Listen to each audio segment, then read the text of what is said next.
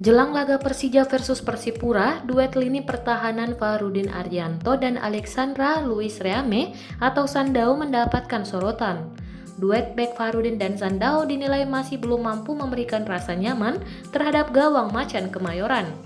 Dari 6 pertandingan terakhir yang dimainkan Persija Jakarta, duet Fahrudin dan Sandao harus kebobolan sebanyak 10 gol. Asisten pelatih Persija Jakarta Sudirman menyadari sektor pertahanannya masih memiliki kendala besar.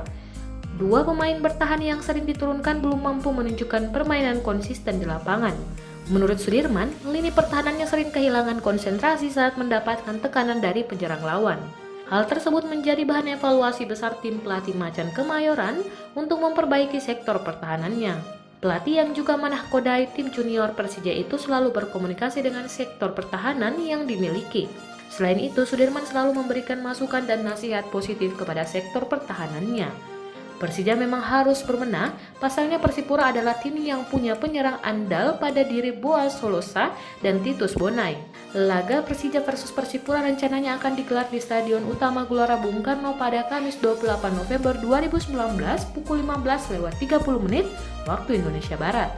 Di Liga 1 2019, Persija Jakarta menempati posisi 12 klasemen sementara dan berhasil mengumpulkan 35 poin dari 28 pertandingan. Sedangkan Persipura Jayapura berada di peringkat ketiga dengan koleksi 44 poin dari 28 pertandingan.